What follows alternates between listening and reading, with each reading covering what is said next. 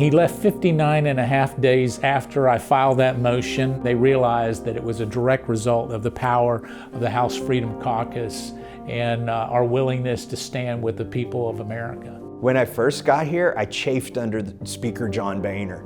I thought he was the worst speaker ever.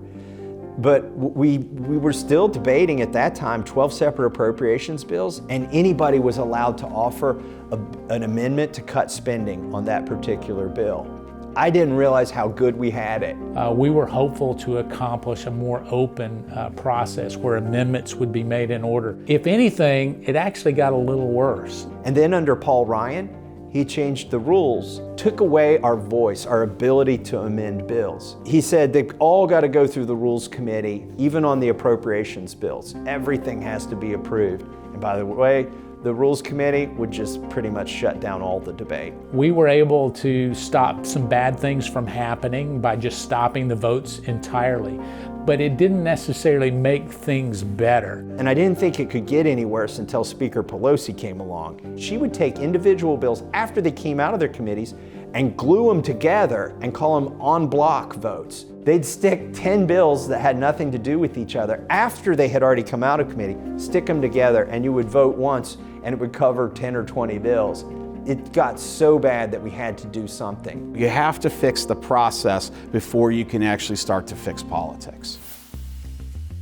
A year before the 2022 election, members of the Freedom Caucus started talking about what rules need to be changed. How could we effectuate change? A group of us got together on a weekly basis, member level, staff level, and started picking apart the rules, trying to figure out, well, what do we want to see change? They met at CPI, where I'm a senior partner, a number of times.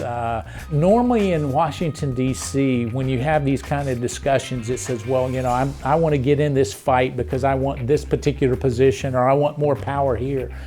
Their focus really was all about making sure the American people had power. And that was what was refreshing to me. The House Freedom Caucus approached then Leader McCarthy and said, we need to change the rules. We need to change the way the House of Representatives operates. But I don't think that those negotiations or conversations were taken very seriously in the early months of 2022 because we were supposed to have a massive red wave.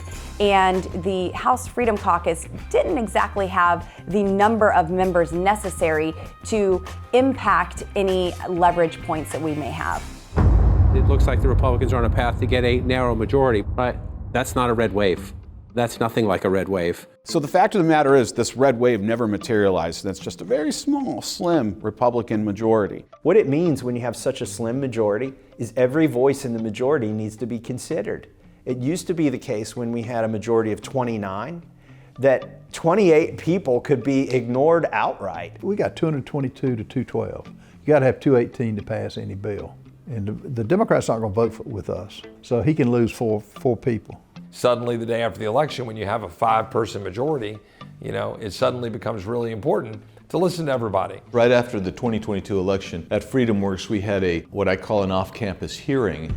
And the focus of that hearing was on rules changes, things we'd like to see, how we might be able to go about getting those. That was instrumental because it further solidified our position, but it also notified leadership that we were serious about pursuing rules changes post-2022 election. As we were building up to the beginning of this Congress, the 118th Congress, and the selection of the Speaker, House Republicans had met and had said that they wanted to choose Kevin as Speaker. We wanted to go to Kevin and say there are things that we think ought to change. We had submitted Kevin McCarthy a list of rules, things we wanted changed, like getting bills 72 hours in advance before you have to vote on them. Single subject bills, not having bills that covered 10 different things, balanced budget, and vacate the chair. If he's not doing his job, we can put a bill on the floor for him to vacate the chair. But I don't know that there was a real willingness to hear it. There's more of an encouragement to just maintain status quo in this town.